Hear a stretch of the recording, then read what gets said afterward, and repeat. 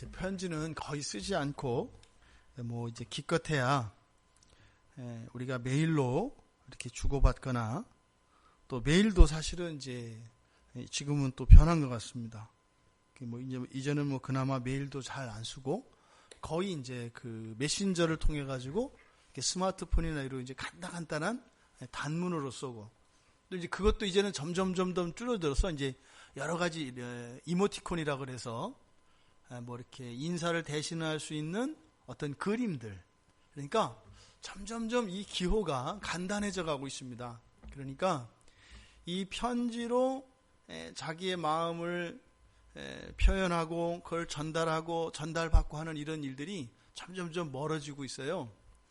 근데 실제로 우리가 신약 성경을 보면 신약 성경의 반 이상이 편지글이지 않습니까? 그러니까 이 편지는 굉장히 특별한 의미가 있는 것임에 틀림없습니다. 그래서 우리가 이렇게 글을 통해서 서로의 마음을 주고받고 하는 이런 일들은 우리 그리스도인들에게는 잘 보존하고 계승해 나가야 할 좋은 전통이라고 생각을 합니다.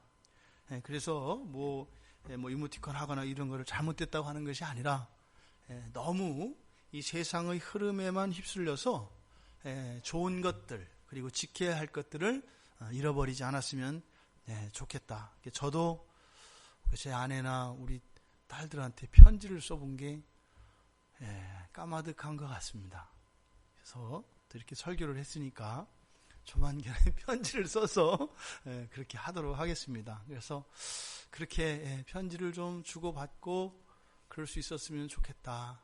어쩌면 정신없이 흘러가는 이 시간을 좀 우리가 잠시 멈추어 세우고 그렇게 좋은 옛 향수를 떠올리면서 그렇게 편지도 쓰고 하는 이런 여유들이 삶의 여유들이 있었으면 좋겠다 하는 생각을 하게 됩니다. 우리가 지금 계속해서 요한계시록의 계시록을 살펴보는데 사실 이것은 주님께서 단지 소아시아에 있던 7교회의 사자들에게 뿐만 아니라 사실은 모든 성도들에게 주시는 편지라는 것을 계속 강조했습니다. 왜냐하면 이렇게 편지할 때 주님께서 말씀하신 이 내용이 현재형으로 이렇게 써 있어서 현재형이라고 하는 것은 진리를 말합니다. 그리고 계속되는 것을 말합니다. 그러니까 과거에도 현재에도 미래에도 그러니까 주님이 오실 때까지는 계속 되어지는 겁니다. 그래서 편지 끓이니까 수신자가 분명히 있습니다만 지금 각 교회의 사자들, 즉 그 지도자들에게 편지를 보내고 있습니다만 그 지도자들을 통하여 그 교회의 교인들에게 더 나아가서 이 성경을 보게 되는 모든 그리스도인들에게 그 주님의 말씀이 계속하여서 전하여지기를 명하시는 것이죠. 그래서 오늘 우리가 함께 나누는 이 편지의 내용들, 또 우리가 오늘 살펴볼 14절에서 편지를 보내시는 주님에 대한 소개, 이 소개를 통해서 또 앞으로 우리가 이제 알게 될 라오디게아 교회의 사자에게 주셨던 주님의 말씀을 통한 참다운 진리의 말씀을 우리들이 정말 그것을 믿음으로 받아들이고 조금도 부족함 없이 주님의 말씀을 진리로 받아들여 우리의 삶 가운데 그것이 힘이 되어지고 능력으로 공급되어지는 은혜가 우리 모두에게 부어지기를 주님의 이름으로 축원합니다. 주일날 이미 이 라오디게아 교회에게 편지를 쓰셨던 내용 가운데 뒤에 쪽 부분에 대해서는 한번 설명을 했었기 때문에 이 서론 부분은 간략하게 하고 넘어가도록 하겠습니다. 이 라오디게아라고 하는 것은 어떤 곳이라고요? 굉장히 교통의 중심지이고 상업과 공업의 중심지이고 학문과 과학과 기술이 집약되어 있는 그런 도시입니다. 그러니까요, 굉장히 잘 사는 곳입니다. 그러니까 어쩌면 이런 생각을 하게 돼요. 시대적으로 오늘날 우리가 과거에 비해서 굉장히 풍요롭지 않습니까? 그리고 이런 과학기술이나 이런 문명들이 훨씬 더 발전했지 않습니까? 그러니까 어쩌면 이 라오디게아 교회가 상징하는 바는 점점 더 발전되어 가는 미래의 이 도시들에 있는 교회들에 비교할 만한 그런 도시가 아닌가, 이런 생각을 하게 됩니다. 왜요? 점점점 풍요로운 곳이고 점점 더 과학과 문명이 발달한 것을 의미하기 때문이다, 이 말입니다. 그런데 이 라오디게아 교회는 이 내용을 살펴보면 바로 앞에 이 빌라델비아 교회하고 정반대입니다. 지난주까지 우리가 살펴보았습니다만 빌라델비아 교회의 삶의 형편은 어땠어요? 아주 가난하고 볼품없고 초라했다, 이 말입니다. 그리고 그 빌라델비아 교회에 있는 성도들의 삶의 태도라든지 그들의 마음가짐을 보면 어때요? 이게 좀 눌려 있어요. 뭔가 이렇게 내세울 것도 없고 사람들에게 이렇게 자랑할 만한 것도 없는 그런 상황입니다. 그런데 이 라오디게아라고 하는 이 도시의 특성은 어떤 것이에요? 빌라델비아는 좀 가난하고 좀 뒤처졌다면 여기는요, 굉장히 부유하고 풍부한 곳입니다. 왜요? 중간에서 17절에서 그러잖아요. 나는 부자라. 부요해서 부족한 것이 없다. 정반대의 상황입니다. 정반대의 상황입니다. 근데 이렇게 환경적으로만 정반대가 아니라 또 공교롭게도 주님의 칭찬에 대해, 주님의 칭찬과 책망에 대해서도 정반대입니다. 빌라델비아는 어떤 곳이었어요?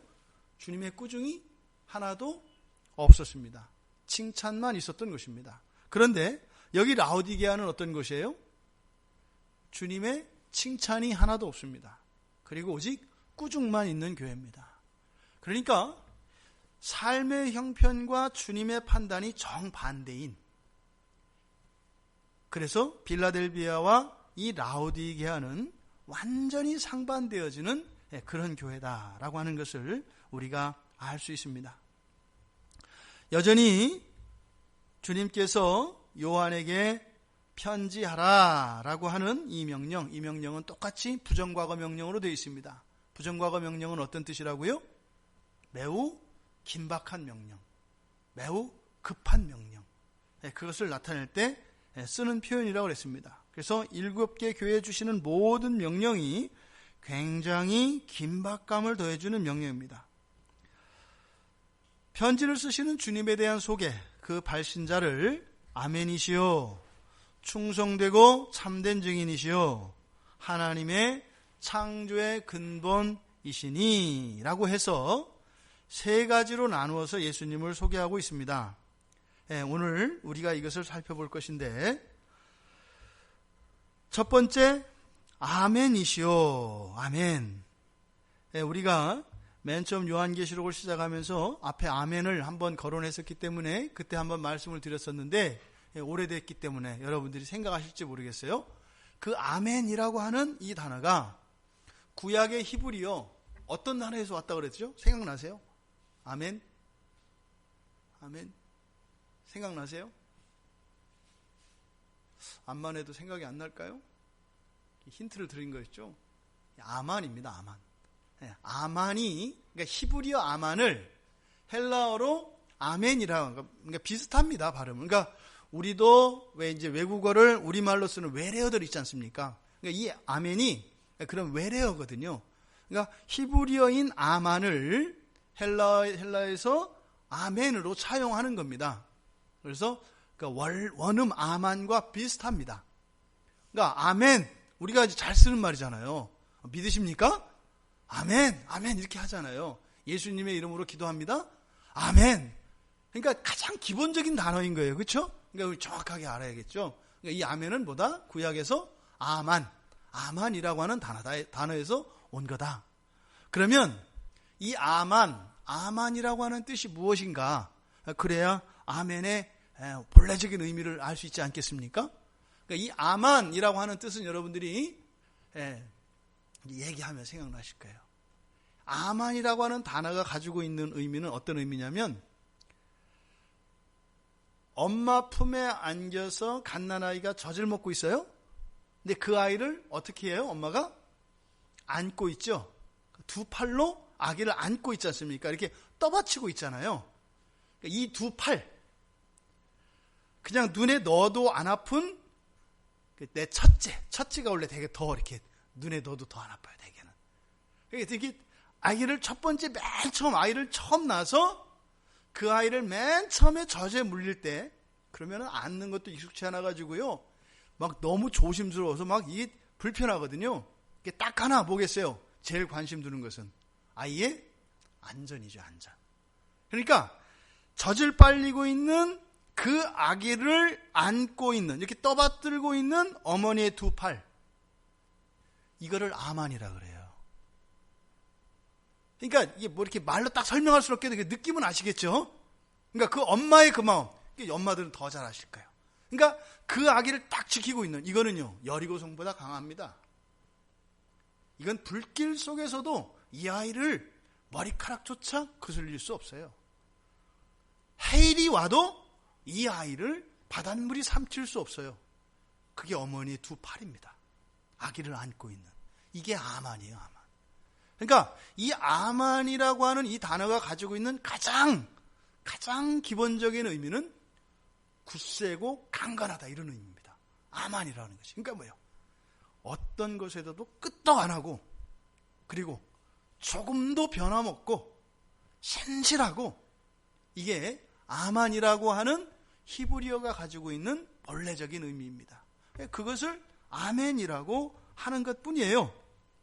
그러니까 아멘이시오, 주님을 아멘이신 분, 이렇게 설명한 거거든요. 아멘이신 분.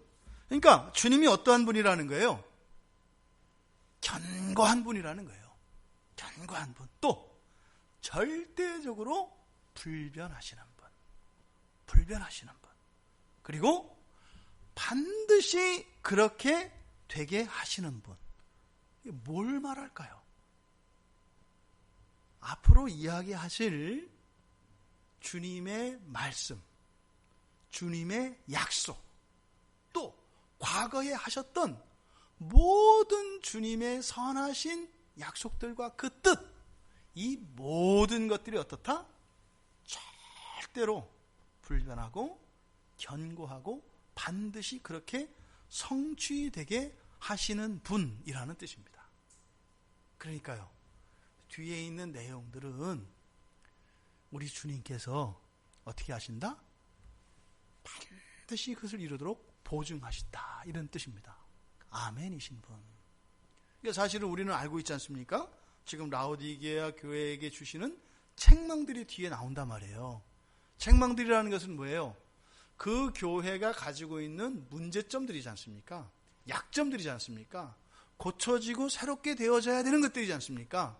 근데 그것을 지금 책망하실 건데 어떻게 하신다는 거예요? 그렇게 되도록 하시겠다라고 하는 약속이 있다, 이 말입니다. 그냥 이렇게 시험지 채점하는 것처럼 채점을 하는 그런 태도가 아니라 뭐예요? 마치 우리가 이렇게 뭐 기계가 고장이 나서 뭐 AS센터 같은 데 딱 주면은 그쪽에서 기술자가 딱 뜯어보고 얘기를 하잖아요. 아, 이거는 뭐가 잘못됐고 뭐가 잘못돼서 이거는 부품을 갈아야 되고, 이거는 뭐 이렇게 해서 조금 뭐 수리를 하면 되고, 이렇게 이야기를 하지 않습니까? 그러니까 아멘이신 분이라고 하는 이 말씀의 의도는 바로 뒤에서 나오게 될 라오디게아 교회에 대한 책망들에 대해서 하나님이 모든 것을 반드시 고쳐주실 것에 대한 약속을 먼저 하시는 것이다. 두 번째로, 충성되고 참된 증인이시오, 이렇게 주님을 소개하고 있습니다. 여기서 이 증인이라고 하는 이 말은 눈으로 직접 보거나 귀로 들은 사람을 말합니다. 그러니까 우리의 감각기관을 통해서 직접 확인한 사람들, 이 사람들을 증인이라고 그래요. 그러니까 예수님을 이렇게 증인으로 표현하는 것은 매우 독특한 표현입니다. 예수님은 여러분들이 잘 아시는 바와 같이 살아계신 하나님의 아들, 즉 우리의 하나님이시란 말이에요. 창조주시란 말이에요. 뒤에서도 이렇게 소개가 되지 않습니까? 그런데 예수님을 뭐라고 해요?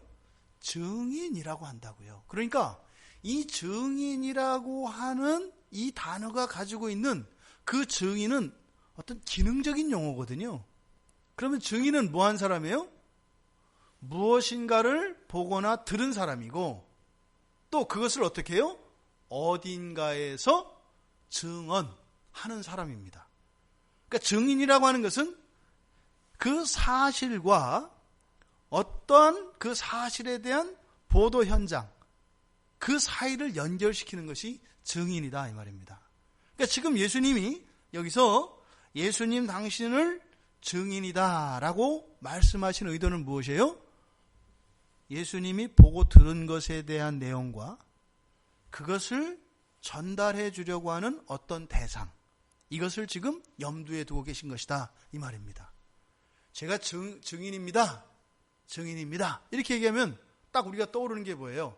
어떤 사건을 다루는 심리 그 재판에서 어떤 사람이 증인입니다. 그랬을 때는 뭐예요? 그 사건과 관련되어진 어떤 현장이나 사실들을 직접 경험한 사람이고 그것을 말하려고 지금 나온 사람을 증인이라고 한 거죠. 그러니까 지금 예수님이 당신을 증인으로 나타내시는 것, 바로 이것은 하늘나라에서의 일과 예수님이 직접 보신 그 하늘나라에서의 일과 또 그것을 이 땅에 전해주시려고 하는 증인으로서의 또 하나의 이 땅에서의 그 역할, 그러니까 하늘과 땅 양쪽에 걸쳐 있어서 바로 이 양쪽을 중재하시는 분이시라고 하는 그런 의미를 가지고 있는 것이 이 증인이다 이 말입니다. 그런데 어떤 증인이냐?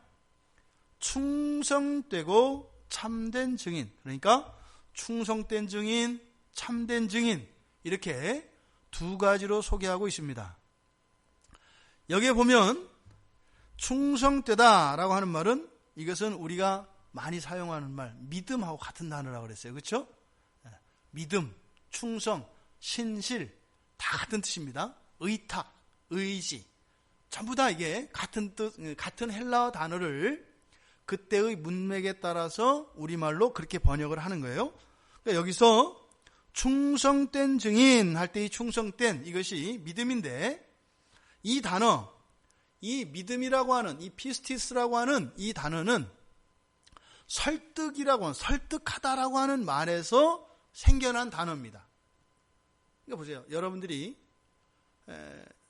누군가를 설득한다 그럴 때는 뭐예요?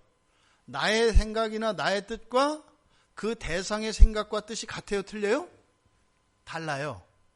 다른 상태에서 설득하려면 그러면 그 사람의 생각을 바꾸는 걸 말하지 않아요. 그 여러분들이 여러분 생각을 바꾼다는 게 쉽습니까? 쉽지 않습니까? 안 쉽습니다. 그런데 이게 바뀌려면 어떻게 돼요? 완전히 그럴 만한 믿음, 신뢰가 있어야 돼요. 아, 확실하다라고 하는 것이 있지 않으면 바뀌지 않는다 이 말입니다. 그래서 이 설득한다라고 하는 단어에서 만들어진 것이 이 믿음이라는 단어예요.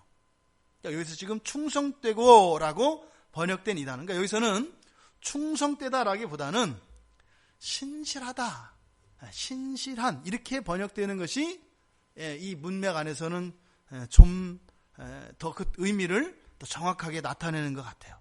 그러니까 신실한 증인, 신실한 증인. 이건 무슨 말일까요? 증인은 증인인데 신실한 증인이다. 그래서 두 가지를 얘기할 수 있습니다. 하나는 그가, 즉 예수님이, 지금 예수님에 대한 얘기니까 예수님이 본 내용, 들은 내용, 그것이 어떻다? 틀림없다. 100%다. 틀림없다. 바로 이 내용을 지금 여기서 말하고자 하는 것입니다. 그러니까 듣고 보신 것이 확실하고 또 그 증언의 내용도 확실하다. 이런 의미입니다. 여기서 신실한 증인이라고 하는 것은 이해되시죠? 이렇게 법정에서 증인들을 부릅니다만 어떤 증인은 얘기를 보니까 기억력도 정확해. 몇 년, 몇 월, 며칠, 몇 시에 어떻게 했고, 그때는 뭐가 몇 대가 어떻게 지나갔고, 그냥 마치 사진을 보는 것 같이 정확하게 본 사람이 있어요. 그러니까 그 사람의 그 증언 내용을 어떻게 해요? 믿을만 하죠. 그걸 말한다 이 말이에요. 신실하다라고 하는 의미가. 또 그것을 전달하는 데 있어서도 완벽해야 되지 않겠어요? 이 두 가지 면에서 예수님이 완벽하다라고 하는 것을 지금 설명하기 위해서 충성되고 참되고 이거를 지금 얘기하는 겁니다. 그러니까 먼저 신실하다, 충성되고 라고 번역되어진 이 단어, 이것을 제가 신실한이라고 하는 것이 더 의미가 잘 드러난다고 말씀을 드렸는데, 이 충성되고라고 한 이 내용은 예수님이 증언하시는, 다시 말해 예수님이 말씀하시는 그 내용과 관계되어 있습니다. 아까 말씀드렸던 것처럼 예수님이 하시는 그 말씀의 내용들 있잖아요. 1번, 2번, 3번, 4번 뭐 여러 가지 이런 것들, 그것들이 어떻다? 예수님이 보고 들은 것인데 그것이 어떻다? 그 내용이 아주 완전한 것이다. 믿을 만한 내용이다. 이 말이다, 이 말입니다. 주님은 하나님과 사람 사이에서 전달을 하십니다. 하나님이 말씀하신 것을, 하나님이 하신 것을 보고 듣고 그것을 사람에게 전하십니다. 그런데 어쩌다는 거예요? 거기에 조금도 부족하는 게 없다. 그리고 놓치신 것도 없다. 또 그것을 바꾸신 것도 없다. 이것을 지금 여기서 충성되고 라고 이야기를 하시는 겁니다.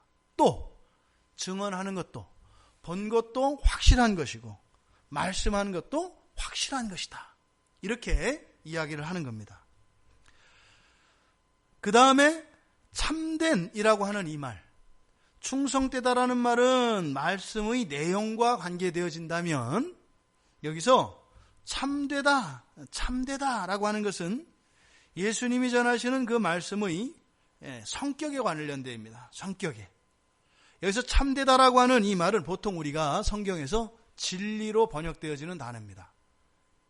그것을 여기서 참된이라고 이렇게 번역을 했는데, 이 단어가 가지고 있는 의미는 그래요. 진짜다 이 말이에요. 진짜, 진품, 그러니까 100% 순전한, 그게 여기서 참된이라는 뜻입니다. 그러니까 이거는 겉과 속이 같은 걸 말해요. 그러니까 사실과 진리를 우리가 혼동하면 안 되는데, 겉으로 드러난 것과 속에 있는 것이 같을 수도 있고 다를 수도 있죠. 예를 들어서 우리가 말을 할 때 사랑합니다 이렇게 말을 했을 때, 그러면 목사님이 사랑한다고 말씀하셨어. 사실이죠. 사실이잖아요. 그 말을 이렇게 전했단 말입니다. 그런데 그 겉으로 드러난 사랑한다고 하는 그 말과 그 말을 한 제 마음속에 있는 내용이 다를 수도 있죠. 사람이라는 존재가 그렇단 말이에요. 겉 다르고 속 다르고 할 수 있잖아요. 그렇게 해서 겉으로는 이렇게 웃었지만 뒤에서는 얼굴을 찌푸릴 수 있다 이 말입니다. 이걸 표리부동이라고 그래요. 속과 겉이 다른 거. 표리부동이라고 하잖아요. 그러니까 지금 여기서 참된 증인, 순전한 증인, 바로 뭐예요? 예수님은 어떤 분이다? 겉과 속이 다르지 않다, 같다 이 말이에요. 그러니까 예수님이 말씀하시면 우리가 왜 저 말씀하셨을까? 이럴 필요가 있어요, 없어요? 없는 거예요.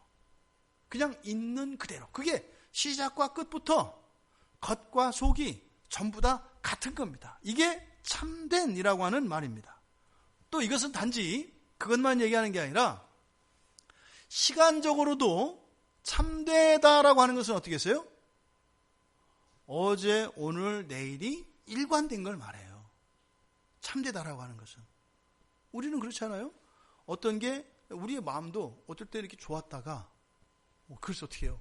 나 너 없으면 못 살아. 너만 사랑해. 이러잖아요. 그런데 어느 날은 어떻게 해요? 너만 없으면 살겠어. 이러잖아요. 너 없으면 죽겠어 하던 사람이 너만 없으면 살겠어. 이렇게 변하잖아요. 이게 사람이에요. 그러니까 이거는 겉과 속의 문제가 아니라 지금 당장 겉과 속이 일치한다 할지라도 사실은 시간과 시간의 흐름과 환경의 변화에 의해서 바뀔 수 있어요, 없어요? 있다고요, 우리는. 그러니까 어제와 오늘을 우리가 완벽하게 이해할 수가 없어요. 이게 국제 정치나 또 우리 일반 사회에서 보면은 뭐 사회에서 개인적인 관계에서 좀 덜 나타나죠. 뭐 개인적인 관계에서는 예를 들어서 두 사람 사이가 한번 심각하게 틀어지거나 뭐 엄청난 뭐 이렇게 문제가 생기게 되면 이게 딱 틀어져 가지고 화해 안 하는 경우가 많잖아요. 근데 이거는 이제 개인적인 거니까 그렇고, 근데 국가의 문제로 가면 안 그래요. 그러니까 과거에 원수였던 나라가 언제는 또 어떻게 돼요? 동맹국이 돼버려요. 또 동맹국이었던 나라가 또 시간이 지나고 어떤 상황 속에 되면 어떻게 해요? 서로 적이 되어버린단 말이에요. 대표적인 게 우리 그 현대사에 있었던 미국과 그 지금의 러시아, 소련의 관계죠. 2차 세계대전이 일어났을 때 독일하고 붙었던 뭐 일본, 오스트리아, 헝가리 이쪽 사람들은 전부 다 한쪽 편, 그 독일 편에 붙었고, 그죠? 우리 저 미국하고 소련은 한 편이었단 말이에요. 그러니까 절대적인 동맹국이었잖아요. 그런데 독일을 딱 꺾고 나니까, 일본을 딱 꺾고 나니까 그 다음 어떻게 돼요? 미국과 소련이 이제는 적이 되어서 서로 경쟁하고 서로 죽이고 폭파하고 하는 일들이 일어나잖아요. 이런 일들이 이 국제사회에서는 끊임없이 일어납니다. 그래서요, 영원한 적도 없고 영원한 동지도 없어요. 뭐 얼마 전에 우리나라 그 총선 이제 끝났지 않습니까? 이분들 보세요. 뭐 어디는 여당이 있네, 야당이 있네. 그래가지고 서로 정당에 속해가지고 막 서로 막 이렇게 싸우잖아요.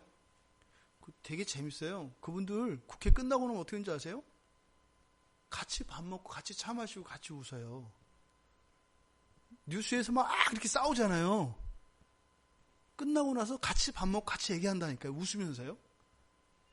그러니까 여러분들이 보통 일반 시민들이 생각하는 것과 같지 않아요. 그 정치인들의 세계는 그렇습니다. 그래서 막 개인적으로 악감정을 가지고 막 미워하고 막 이럴 것 같죠? 안 그래요. 왜요? 언제 또 같은 편이 될지 몰라요. 그분들은. 언제 같은 정당이 될지 모르고. 그래서 절대로 그런 데서 어떻게 돼요? 속마음을 이야기하지 않습니다. 언제 어떻게 쓸지 모르거든요. 그러니까 아무리 같은 지금 정당에 있고 아무리 같은 노선을 가지고 있는 사람이라 할지라도 다른 사람들에 대한 얘기 절대로 안 합니다. 왜요? 상황이 바뀌면 이게 치명적인 약점이 될 수가 있어요. 왜? 다른 사람에 대해서 얘기했던 걸 가지고 이 사람이 어떻게 해요? 이 사람이 저쪽 편이 돼버리면 저쪽에서 그걸 이용한다고요. 아, 저 사람 옛날에 당신한테 사실 내가 뭐 얘기 안 하려고 했는데 이렇게 한단 말이에요. 이게 정치판에서 돌아가는 거예요. 그러니까 이 세상은 시간과 환경의 변화에 따라서 계속 변해요. 그러니까 어떤 게 사실이었던 것이 아니라고 뒤집히잖아요. 그 대표적인 게 건강상식 이런 거 아니에요.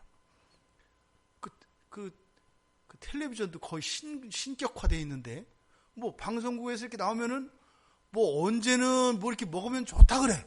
그래가지고 막 먹었더니 뭐 또 사실은 아니라네. 이래가지고 또 확 꺼버려. 그다음 그게 아니고 이거라네. 이런 변화. 근데 지금 여기서 참된 증인할 때 이 참된이라고 하는 의미는 바로 뭐예요? 항상 변화하는 거예요. 항상 일관된 거예요. 이것을 여기서 참된이라고 이야기하는 겁니다. 또 심지어는 이렇게 겉과 속이 다르지 않고 시간과 환경에 의해서도 변하지 않는 이런 것이라 할지라도 우리들은 어떻게 돼요? 우리들이 가지고 있는 기억력은 한계가 있죠. 망각을 하잖아요. 그리고 사실 여기서 어떻게 돼요? 이 안에서 조작도 일어난다고요. 그렇지 않아요? 집에서 보면 가족들끼리 그런 거 있잖아요. 둘 다 확실해. 나도 확실하고 여기도 확실해. 그런데 둘이 서로 다른 경우 있죠. 그러니까 조금 전에 열쇠가 있었는데 서로 가져갔다고 얘기를 하는 거죠. 당신이 치웠다. 당신이 치웠다. 근데 어떻게 둘 다 확실해요. 둘 다 확실해. 너무나 확실해. 그러니까 이거는 진짜로 틀리지 않아. 그러니까 어떻게 해요? 서로가 서로에게 얘기를 하죠. 서로가 가졌다고 책임이라고. 그죠? 근데 사실은 알고 보니까 어떻게 돼요? 두 사람 다 틀리고 엉뚱한 거예요. 기억이 조작됩니다. 그러니까 이것은 환경이나 시간의 변화와 상관없이 인간이 가지고 있는 존재론적인 결함으로 인해서 이것이 또 왜곡되고 변화될 수도 있습니다. 그런 의미에서 예수님은 어떻다라는 거예요? 절대로 그것이 왜곡되거나 조작되거나 그렇게 변하지 않는다라는 거예요. 그러니까 시간과 환경과 그리고 그 존재론적인 면에 있어서 완벽한 증인. 지금 여기서 그러니까 증인이라고 하는 말을 이렇게 충성되고 참되다라고 하는 이 말을 가지고 이렇게 강조하고 있는 내용은 요약하면 어떤 내용이에요? 예수님이 듣고 본 그 내용이 하늘에서 일어난 하나님이 말씀하신 순전한 그것이고 100% 그것이고 100% 그것이 전달되고 있는 것이며 그것이 조작되거나 누락되거나 왜곡되지 않고 그리고 영원히 불변하는 것이다. 요 이야기를 하는 겁니다. 지금 앞으로 이야기하실 말씀을 하기 전에 이 말씀을 전하신 분이 예수님인데 그 예수님이 바로 충성되고 참된 증인이시다라고 하는 말씀을 전하시는 이유가 바로 뒤에 있는 말씀을 어떻게 해요? 더 강조하고 그 얼마나 중요한 것인지를 지금 이야기하기 위해서 말씀하고 있다 이 말입니다.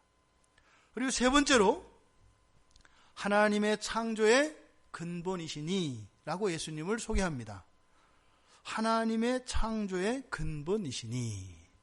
그럼 우선 하나님의 창조라는 것은 뭘까요? 그러니까 하나님의 창조 그러면 딱 우리는 떠올리는 것이 무에서의 창조입니다. 무에서의 창조. 그러니까 무라고 하는 것은 무슨 뜻일까요? 아무것도 아니고 아무것도 없는 겁니다. 이게 무예요. 아무것도 아니고 아무것도 없는 것. 그러니까 어떤 존재도 없고 어떤 존재도 아닌 것. 이게 무예요. 무. 그러니까 아무것도 아니고 아무것도 없는 것에서 거기에다가 어떻게 해요? 기초를 놓으시고 그것을 완성시키는 것. 이게 하나님의 창조입니다. 아무것도 아니고 아무것도 없는 것에 기초를 두셔서 완성시키시는 것. 이게 하나님의 창조인데 그렇다면은 아무것도 아니고 아무것도 없다. 이거 무슨 말이겠어요? 공간도 없는 거예요. 거의 시간도 없는 거예요. 그러니까 거기에 채워진 어떤 내용, 즉 존재죠. 이런 존재도 없는 겁니다. 그러니까 거기에는 질서도 없어요. 또 거기에는 그러니까 아무런 의미도 없는 겁니다. 이게 무예요. 무. 그 상태에서 하나님이 창조하시는 거니까 바꿔 말하면 어떻게 되는 거예요? 공간을 만들어내시고 시간도 만들어내시고 내용, 즉 존재, 그리고 질서, 의미 이런 것들이 생겨나는 거예요. 이게 하나님의 창조입니다. 그런데 하나님이 하신 이 창조, 말로는 이렇게 설명을 했습니다만 그것을 이렇게 뭐라고 이렇게 설명하기가 참 어려워요. 그러니까 우리가 하나님의 창조를 경험할 수 있고 인식할 수 있는 것은 관계를 통해서 그것을 인식하고 설명될 수 있습니다. 그러니까 하나님의 창조를 통해서 생겨나는 이런 모든 것들이 어떻게 돼요? 서로 연관되어 있습니다. 이게 또. 그래서 우리 기독교를 관계의 종교라고 이야기하는 것이 바로 창조에 대한 이야기예요. 그러니까 하나님이 창조하신 것, 이 창조 세계 전체를 우리가 총체적으로 인식할 수 있는 게 바로 이 관계입니다. 그러니까 하나님의 창조는 또한 곧 이것을 요약해서 말하면 뭐의 탄생이라고 할 수 있어요? 관계의 탄생이라고 할 수가 있어요. 그러니까 하나님이 이 세상을 창조하기 전에는 어떤 관계도 이 세상에 존재하지 않습니다. 그러니까 이 관계를 통해서 하나님이 창조하신 이 세계를 우리가 인식할 수 있고 그 창조 세계를 이렇게 설명할 수 있습니다. 그걸 풀어가는 게 뭐겠어요? 그거를 밝히는 게 과학입니다. 그건 과학을 어떻게 해요? 우리의 논리로 진술하는 거. 이게 철학이고 논리고 그렇습니다. 그러니까 결국은 하나님이 이루어 놓으신 그것에 대한 연구가 탐구, 그리고 그것에 대한 설명, 그리고 그것에 대한 어떤 규칙성들, 이걸 찾아내는 것, 이것의 인류의 문명이라고요. 그러니까 결국은 하나님이 만들어 놓으신 그 창조 세계 안에 있는 이러한 유기적 관계를 통해서 하나님의 창조를 알아가는 것. 그게 인류의 문명사예요. 그리고 우리가 살아가는 것이 거기에서 얻어진 그 진리들을 따라서 살아가는 거죠. 그러니까 사실은 예수를 믿는 사람이나 믿지 않는 사람들이나 다 누구의 말씀과 누구의 뜻대로 살아가게 돼 있어요? 하나님의 말씀과 하나님의 뜻대로 살아가게 돼 있는 거예요. 예수를 믿지 않는 사람들은 성경 밖에 있는 자연으로부터 얻어진 그 하나님의 뜻과 하나님의 질서들과 목적들을 가지고 그것을 진리화하며 살아갑니다. 성경은 뭐라고 해요? 그런 것들은 다 오염됐다. 그것들을 통해서는 하나님을 온전히 할 수 없다라고 얘기한단 말이에요. 그러면 그리스도인들은요, 이 성경을 통해서 그 하나님의 창조를 알아가고 하나님의 뜻과 질서를 알아서 오류 없는 온전한 하나님의 뜻을 따라 살아가는 사람들이에요. 그러니까 예수를 믿는 사람들이나 믿지 않는 사람들이나 어떤 면에서 같아요? 본질적으로 하나님 뜻을 따라 살아가는 사람이라는 면에서는 똑같아요. 그런데 예수를 믿지 않는 사람들은 잘못된, 그리고 오류가 있는, 그리고 다른 것과 뒤섞여서 혼돈된 그런 부족한 지식을 따라 하나님을 추구하려고 하는 것이고, 그리스도인들은 순전하고 오류 없는 온전한 지식을 따라 하나님을 추구하며 살아가는 거예요. 그러니까 믿으나 안 믿으나 다 누굴 향해서 가요? 하나님을 향해서 가요. 그런데 성경은 이야기합니다. 오직 성경을 통해서만 하나님께 이룰 수 있다고 말입니다. 그러니까 우리가 진리라고 하는 것은 그냥 단순히 하나님의 뜻, 그 하나님의 이런 창조에 있던 원리들과 이런 걸 말하는 게 아니라 100% 순전하고 오류 없는 하나님이 우리에게 계시하여 주신 그것을 말한다 이 말이에요. 지금 하나님의 창조라고 하는 것은 바로 그런 것입니다. 그런데 그 창조의 근본 되시는 분으로 예수님을 설명을 하고 계세요. 근데 여기서 근본이라고 번역되어진 이 단어는 창세기 1장 1절에 우리말 성경에 맨 처음에 시작되는 단어가 뭐예요? 태초에. 그렇죠? 바로 그 단어를 말하는 겁니다. 창세기 1장 1절에 그 태초라고 하는 그 단어를 지금 여기서는 근본이라고 번역을 한 겁니다. 그러니까 이 근본이라고 하는 이 단어가 시간적으로 쓰이면 시작이라는 의미입니다. 시간으로 쓰이면. 그리고 이것은 머리라는 뜻으로 또 쓰입니다. 가장 중요한 모든 것의 근원. 그래서 근본이라고 여기서 번역을 한 거예요. 그러니까 머리. 그래서 성경에서는 지도자, 또 사람의 머리, 이게 똑같은 단어를 가지고 사용됩니다. 그러니까 예수님이 하나님의 창조의 근본이다. 그러니까 이것은 단지 예수님이 창조자다, 이것만을 이야기하는 게 아니에요. 그러니까 창조주이신 것과 함께 또 그 계시의 주체이신, 지금 앞에서 우리가 증인이라는 걸 얘기를 했잖아요. 그죠? 그러니까 성부 하나님의 존재하심, 그리고 또 창조주이신 예수 그리스도이시지만 또 동시에 증인이신 예수 그리스도에 대한 소개를 통해서 하나님이시면서, 그러니까 창조하신 분이시면서 또 그것을 우리 인간들에게 계시하는 중개자이신 예수, 그리고 그것을 전달받아야 할 사람, 이것에 대한 모든 것을 아우르는 말이 지금 여기서 하나님의 창조의 근본이라고 하는 의미입니다. 그러니까 중보자로서의 예수 그리스도는 하나님, 예수 그리스도, 사람 모두를 나타냅니다. 중보자가 있다라고 하는 것은 뭐예요? 연결시켜야 할 무엇과 무엇이 있다는 거죠. 그런데 연결시켜야 할 대상이신 절대자이신 하나님, 또 그것을 전달받을 사람, 바로 예수 그리스도가 참 하나님이시며 참 사람이시며 또한 참 하나님 참 사람이시라고 하는 이 독특한 존재의 속성이 중개자로서 또 역할하고 계심을 동시에 지금 여기서 나타내고 있다 이 말입니다. 그러니까 주님이 여기서 그냥 주시는 이 말씀은 아버지가 이렇게 말씀하라고 해서 내가 전달하니까 너희들은 무조건 들어, 이렇게 일방적인 명령이 아니다 이 말이에요.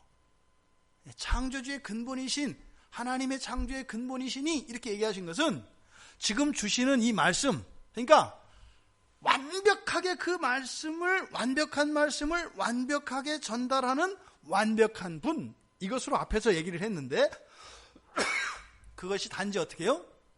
일방적으로 하나님이 피조물인 사람에게 주는 거, 그러니까 너희들은 무조건 복종해, 이것이 아니다 이 말이에요. 여기서 말씀하고자 하는 것이. 그래서 창조는 아까 말씀드렸던 것처럼 뭐라 그랬어요? 이거는 관계 속에서, 관계를 통해서 창조를 우리가 이해할 수 있다고 그랬잖아요. 그러니까 지금 예수님은 이 얘기를 또 하고 싶은 거예요. 창조의 사건은 이미 과거의 사건이죠. 보이잖아요. 창조 세계가 우리 눈으로 이렇게 확인되잖아요. 우리 창조 세계 속에서 살고 있잖아요. 이미 이루어진 일 아니에요. 그러니까 하나님이 태초에 하늘과 땅을 창조하셨다라고 하는 이 말씀이 성취되었어요, 안 되었어요? 됐단 말이에요. 그렇게 살아왔잖아요. 그러니까 하나님의 창조는 확실해요, 불확실해요? 확실하단 말이에요. 그것을 통해서 지금 예수님은 또한 시간과 우주의 공간 속에서 역사하신 창조, 이것이 과거적 사건으로 이미 이루어진 일이잖아요. 그런데 관계 속에서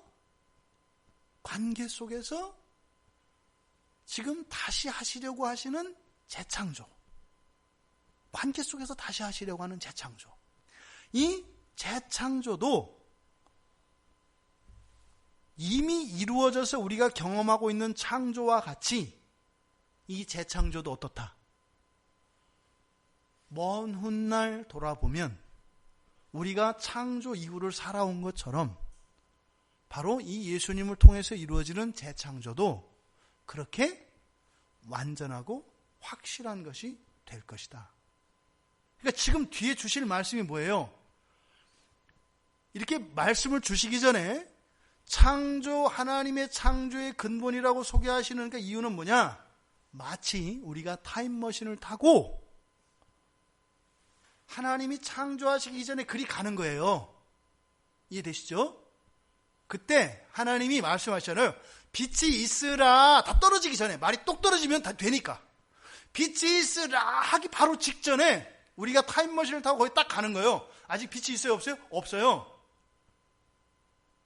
근데 딱 거기 가서 라 하는 거예요. 동시에 일어난다 이 말이에요. 그러니까 지금 뒤에 예수님이 이렇게 하시는 말씀은 창조에서 너희들이 성경에 기록되어 있지 않냐? 첫째 날, 둘째 날, 셋째 날, 넷째 날, 창조되기 이전에 마치 너희들이 타임머신을 타고 그 자리에 가서 너희들이 이미 보고 경험한 그것을 말씀하시는 하나님, 그때로 거슬러 올라가서 분명히 있을 그것들을 듣고 보는 것과 같다. 이게 지금 하나님의 창조의 근본이신 이라고 예수님을 소개하고 계신 의미입니다. 그러니까요, 누누이 말씀드립니다만 이 구약 성경의 이 창조의 기사는 왜 기록됐다고요? 물론 창조의 주체가 하나님이시라는 것, 이 세상의 근원이 하나님이라는 것을 이야기합니다. 근데 그건 아주 초보적인 진술이고, 보다 중요한 것은 뭐라고요? 성경은 구원을 위해서 주어진 책이라고요. 그러니까 이 창조에 대한 이야기도 바로 우리의 구원에 대한 지식을 위하여 주신 것이다 이 말이에요. 그러니까 창조를 믿는다고 하잖아요. 그게 신약의 백성들에게는 어떤 의미여야 한다고요? 내가 하나님이 태초에 창조하셨던 인간의 완전한 원형이었던 아담을 뛰어넘어 더 완전하신 예수 그리스도의 형상을 내가 완전히 회복할 것이다라는 걸 믿는 거예요. 이게 신약의 백성들의 창조를 믿는 거라고요. 진화론이 이렇게 접근하는 문제가 아니라니까요. 그걸 믿고 안 믿고는 어떻게 달라지겠어요? 우리들의 삶의 생활 방식과 태도가 달라진다고요. 여러분 보세요. 어떤 아이는 왕자로 태어났어요. 예? 어떤 아이는 정말로 도둑의 아들로 태어났어요. 그럼 여러분들이 왕의 아들로 태어난 이 왕자와 도둑의 아들로 태어난 이 아이를 대할 때 여러분들이 같겠어요? 틀리겠어요? 예, 본질적으로는 같아야 된다고 하지만 실제로는 다르단 말이에요. 어떻게 해요? 똑같은 행동을 해도 우리는 다르게 해석하죠. 그렇잖아요. 엉뚱한 질문을 해요, 이 왕자가. 그럼 우리는 뭐라 그래요? 총기가 보통이 아니다 이런단 말이에요. 그런데 이 도둑의 아이가 엉뚱한 질문을 하면 돼요. 너는 어떻게 물어도 그런 식이냐? 뭐 하나 제대로 된 게 없구나. 이렇게 한단 말이에요. 이해되세요? 그러면 우리가 창조를 믿는다. 재창조를 믿는다는 것은 어떤 뜻이에요? 이 세상에 있는 모든 사람들과 예수 그리스도 안에 있는 사람들이 누구라는 거예요? 예수님을 닮은 완전한 왕자와 공주로서 그렇게 될 걸 믿는 거예요. 우리가 말하는 것과 실제 사이에 얼마나 큰 괴리가 있나 보세요. 특별히 우리가 사람들을 같이 지내고 판단할 때 그러잖아요. 그러니까 창조를 믿고 재창조를 믿는, 지금 예수님이 하나님의 창조의 근본이시라는 것을 믿는 것은 뭐예요? 우리의 삶의 태도에서 나타나요. 그러니까 그것을 믿지 않는 사람들이 그것을 믿는 사람들을 보면 어떻게 해요? 다르단 말이에요. 소망이 없는 자에게서 소망을 보잖아요. 창조를 믿는 사람들은. 창조를 믿지 않는 사람들은요, 소망 속에서도 절망을 봐요. 이것이 뭐냐면 판단하고 비판하는 겁니다. 이게 얼마나 무서운 건지 몰라요. 얼마나 근본적인 실수인지 몰라요. 우리는 소망을 보는 겁니다. 소망을. 이것이 하나님의 창조의 근본이 되신 예수 그리스도를 믿는 사람과 믿지 않는 사람의 차이인 것입니다. 그러니까 우리가 이야기하는 성경에 있는 이 말씀들을 얼마나 건성건성, 그리고 믿지도 않으면서 믿고 있다고 생각하는지 몰라요. 믿음을 따라 살아가려고 하다 보면 그게 쉽지 않다는 걸 알게 됩니다. 교회 공동체는 하나님의 창조를 믿는 것입니다. 그러면 예수 그리스도의 재창조를 믿는 것입니다. 왜요? 이미 이루어진 창조를 경험한 사람들은 재창조가 확실하게 될 것을 알아요. 이미 다 알고 살아가는 사람이다 이 말입니다. 이것이 교회 공동체의 거룩함인데, 바로 이 글을 쓰시는 예수 그리스도에 대한 바른 지식과 바른 믿음이 없으니까 그게 안 보이는 거예요. 그게 안 보이는 거예요. 부디 하나님의 창조의 근본이신 예수가 우리의 구세주이신 것을 믿는 참다운 믿음과 그 믿음에 일치하는 삶이 우리 모두에게 주어지기를 바랍니다. 완전한 것이었다면 하나님이 창조할 필요가 없잖아요. 다시 재창조하실 필요가 없잖아요. 문제가 있고 잘못된 게 있으니까 재창조하시는 거 아니에요. 죄로 인해서 완벽하게 망가졌으니까 하나님의 창조의 능력으로 오히려 완벽한 것으로 새롭게 창조하시려는 거 아니에요. 바로 지금 라오디게아 교회에 대해서 주시는 말씀의 의도가 바로 이런 것이다 이 말입니다. 이미 이루어진 창조 세계를 통해서 다시 이루어 가시는 이 재창조에 대한 말씀은 창조를 믿는 사람들에게는 믿지 않을 수 없는 거죠. 당연히 믿을 수밖에 없는 거죠. 왜요? 그것은 확실하고 불변하며 영원한 것이기 때문입니다. 그래서 지금 하나님이 재창조하시려고 하는 이 세계에 대해서 라오디게아 교인들의 평가는 뭐예요? 스스로 만족하며 족하다. 이건 뭐예요? 재창조할 필요가 있다 없다? 없다는 거예요.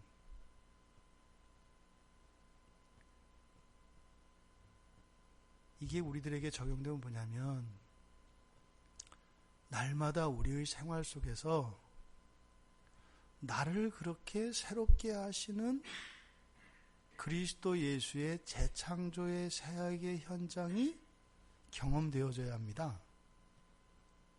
내 마음과 내 신앙과 내 인격과 나의 과거와 현재와 미래에 대하여 허물어졌던 그것들이 다시 세워져 가고 썩어진 것들이 새롭게 되어져 가는 그 경험이 이 안에서 일어나야 된다고요. 그리고요, 밖으로 펼쳐진 이 생활 속에서 그게 보여야 한다 이 말입니다. 그런 사람들에게는 날마다 어떤 얘기만 나와요? 바로 창조하시는 하나님의 일에 대한 얘기가 나오게 돼 있어요. 그게 없으면 뭐가 나올까요? 이상한 얘기들이 나오는 거예요. 그래서 교회 공동체의 수준은 교회 공동체에 모여있는 사람들의 대화의 내용을 보면 압니다. 거기에서 각자 개인들 속에서 재창조하시는 그 예수 그리스도의 그 성령의 사역에 대한 이야기들이 나오고 있는가 나오고 있지 않은가, 이것을 보면 그 교회가 순전하고 온전한 공동체인지 아닌지를 알 수 있는 겁니다. 사실 번지르한 이런 것이나 기껏해야 내가 옛날에는 술을 먹었던 사람인데 이제는 술을 끊었습니다. 내가 옛날에는 이랬는데 이런 행위가 드러나는 것이 아니라 하나님이 하시는 그 일들에 대한 고백이 나올 때는 진술이 달라요. 자꾸 예수 그리스도만 높아지고 자신은 낮아지며 감사와 찬양이 나오게 되어 있습니다. 예수 그리스도를 아는 지식이 그래서 가장 고상한 이유가 바로 여기에 있습니다. 지금 라오디게아 교회는 주님이 고치실 게 없는 거예요. 나는 고치실 게 없는 거예요. 나는 구원하실 게 없어요. 그런데요, 나를 고치신다는 것을 좀 보여달라는 거죠. 이게 라오디게아 교회의 상황입니다. 우리는 만족한데요, 하나님이 전능자라는 걸 좀 보여주세요. 이런 일들이 오늘날 교회 안에 많이 일어납니다. 뭐예요? 나한테 구원을 확신시켜달라는 거예요. 사실은 제가 필요는 없는데요, 지금 살아가는데 이렇게 불편한 거 없고 그냥 주님이 안 계셔도 내가 열심히 신앙생활하고 부족한 거 없는데, 물론 조금은 부족하긴 하지만 그래도 절대적으로 주님이 해주셔야 될 그럴 필요는 없는데요, 어쨌든 마지막에 내가 지옥에 가면 안 되니까 내가 천국 시민이 됐고 구원받았다고 하는 이런 내 확신이 좀 들 수 있도록 뭘 좀 표를 좀 주시죠. 그러니까 예수님이 유대인들한테 뭐라 그래요? 너희들이 그런 표징을 구하는데 그 너희들한테 쓸 데 없다 이 말이에요. 왜요? 족한 자들에게 그게 무슨 의미가 있겠어요? 지금 라오디게아 교회의 상황이 바로 이런 상황입니다. 여기가 도덕적으로 타락하고 문제가 많고 이런 게 아니에요. 창조로 끝난 겁니다. 창조 세계 안에서 하나님이 만들어주신 이 창조 세계를 우리가 고쳐서 어떻게 더 유익하게 써야 되겠다, 이렇게 생각하며 살아가고 있는 겁니다. 절대 이 라오디게아 교회의 상황이 도덕적으로 타락하고 인격적으로 문제가 있고 환경적으로 어려움, 절대 그렇지 않아요. 오히려 이 라오디게아 교회의 상황은 예수님 당시 바리새인이나 사두개인들이나 종교 지도자들에 해당되어지는 교회입니다. 교회로 말하면 이제 막 초신자고 저는 아무것도 모르고요. 저는 진짜로 뭐 다 가르쳐 주셔야 되고요. 하나님이 안 가르쳐 주시면 전 모르고요. 이런 사람들이 아니라 더 이상 배울 게 없다고 생각하는 사람들이에요. 다 안다고 생각하는 사람들이에요. 똑같은 말을 반복한다고 이야기하는 사람들이에요. 더 좋은 게 뭔지 내가 안다고 이야기하는 사람들이에요. 이것이 라오디게아 교회입니다. 이런 사람들은 하나님의 구원의 일에는 관심이 없습니다. 하나님이 하시는 일에 관심 없습니다. 하나님은 첫 창조 때 이후로 시간과 공간 속에서 단 한순간도 쉬지 않으십니다.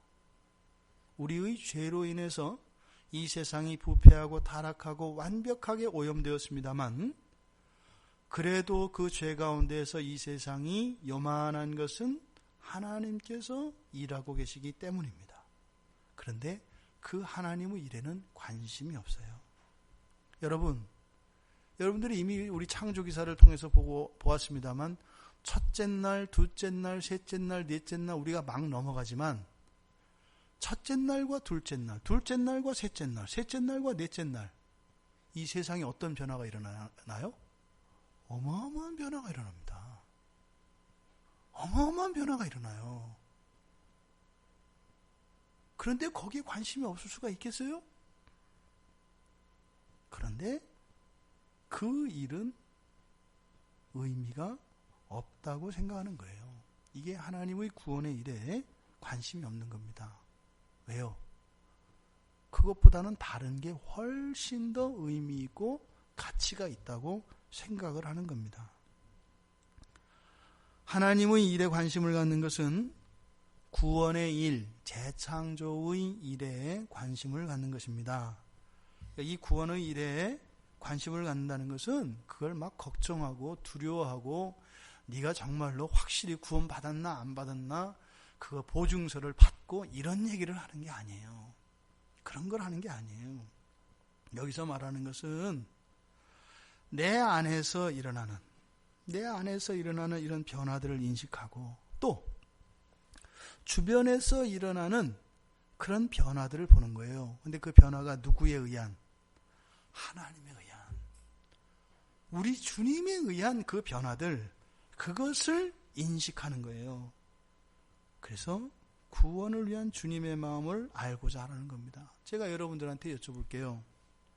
여러분들 내면에서 하나님이 여러분을 새롭게 하시는 일들이 지금 경험되고 계십니까? 지금 여러분 안에 허물어진 담장들이 막 쌓이고 썩어 문드러지고 악취나는 것들이 고쳐지고 있나요?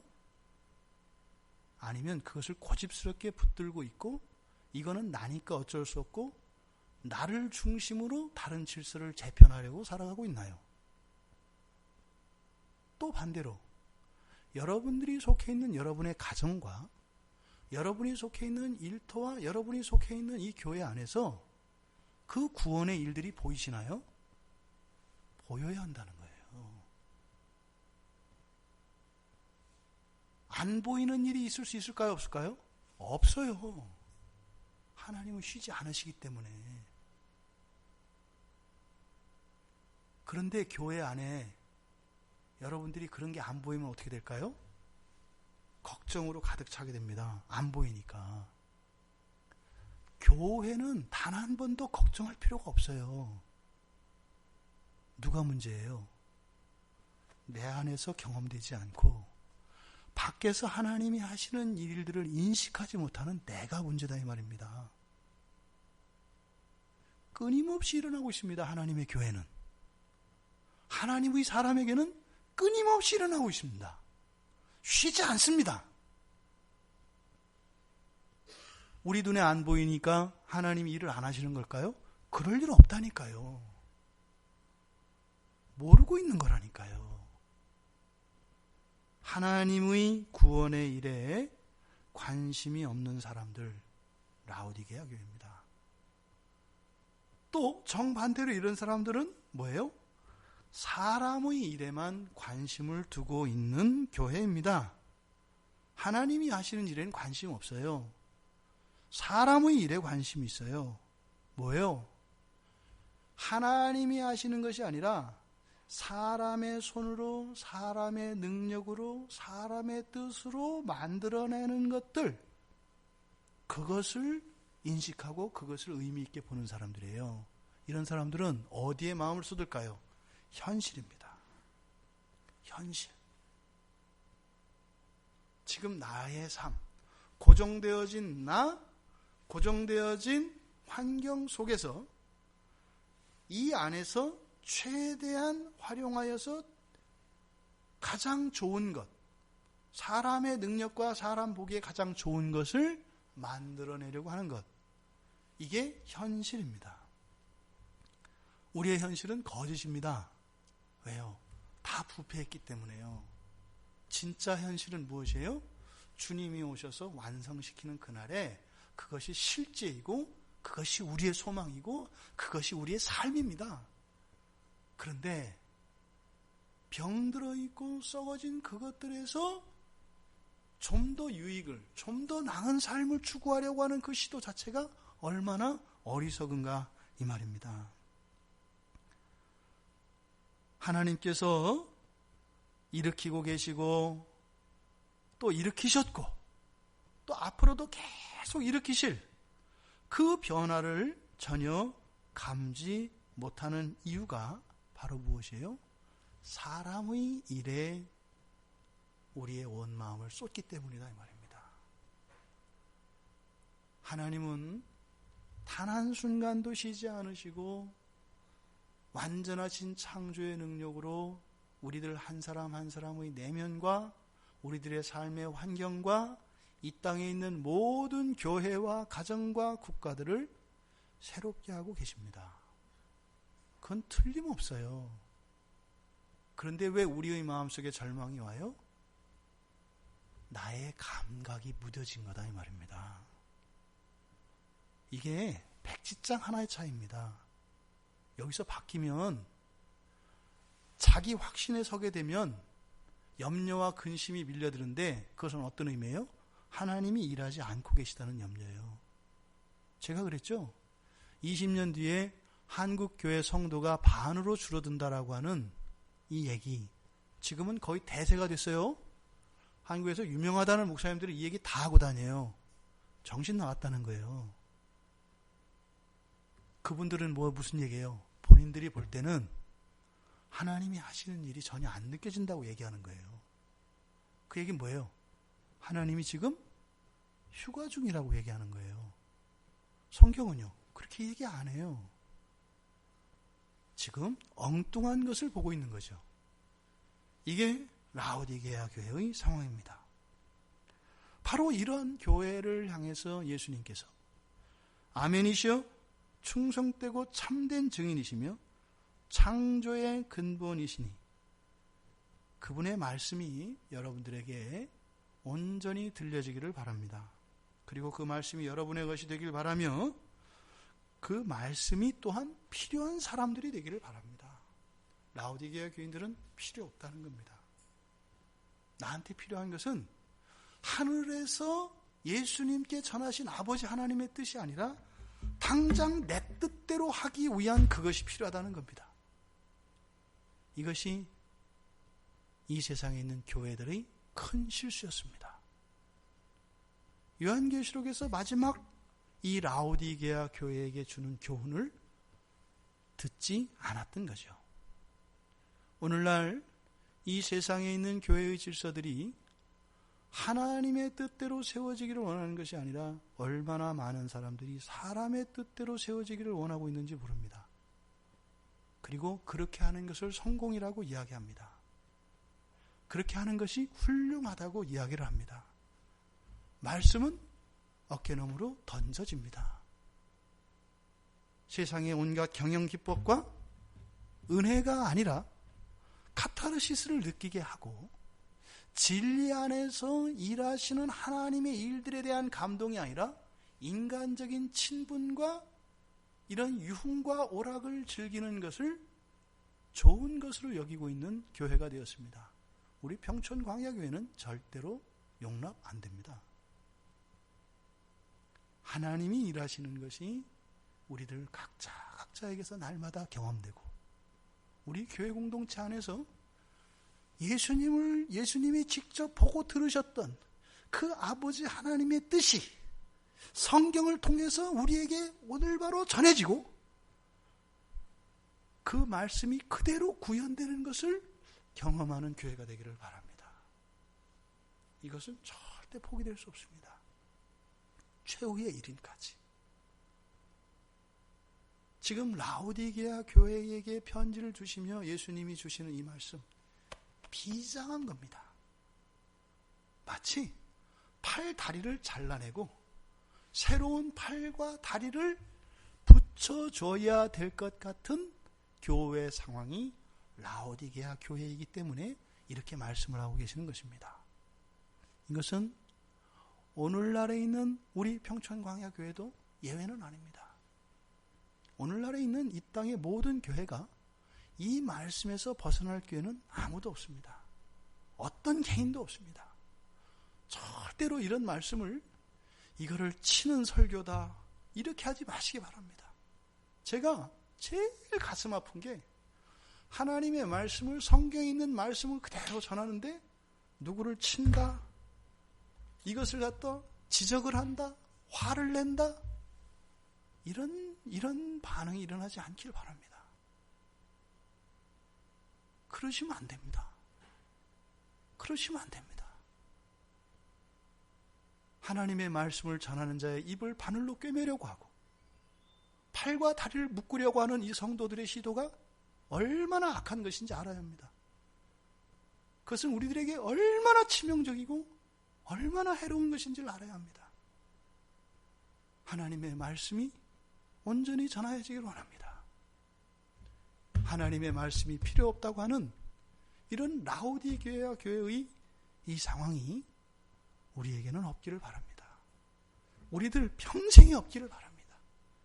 다 되었다 할 때 아무것도 아닙니다라고 고백할 수 있는, 저는 하나님의 은혜가 아니고서는 죽을 자입니다. 하나님이 새롭게 해주시지 않고서는 멸망할 자입니다. 오늘도 새롭게 하여 주시옵소서. 나는 주의 구원이 필요합니다. 이렇게 고백할 수 있는, 하지만 아멘이신 하나님께서 우리를 붙들어 주신다는 것을 기억하시기 바랍니다. 우리에게 그렇게 하라는 게 아닙니다. 아멘이신 예수께서 우리를 견고하게 붙잡아 주신다는 겁니다. 그리고 완벽하게 해요. 완벽하게. 그래서 주님이 당신을 계시하신 이 말씀이 우리 모두에게 복음으로, 그래서 마치 이제 당장 죽을 수밖에 없는 환자가 의사에게 나의 생명을 완전히 맡기는 것과 같이 하나님 말씀 앞에 설 때는 우리들이 전적으로 주권을 주님께 맡기고 그 말씀 앞에, 그래서 그 말씀을 통하여 우리들이 새로워지고 아름다워지고 거룩해지고 그렇게 찬란해지는 영광이 여러분들 한 분 한 분과 우리 교회와 우리 교회의 모든 가정에 그렇게 임하기를 바랍니다. 그래서 날마다 우리 성도님들의 입속에는 나를 새롭게 하신 그 일들, 지금 내 안에서 일하고 계시는 예수 그리스도, 그리고 나의 가정과 나의 일터와 그리고 우리 교회 공동체 안에서 보여지는 그 일들이 모두에게 날마다 간증되어지기를 바랍니다. 아무것도 아닌 것을 갖고 웃고 울고 가슴 쓰리는 이런 허무한 인생이 아니라 정말 불멸의 것으로, 그것을 소중한 것으로 알아 포기하지 않고 살아가는 주님의 복된 자녀들이 되기를 주님의 이름으로 축원합니다.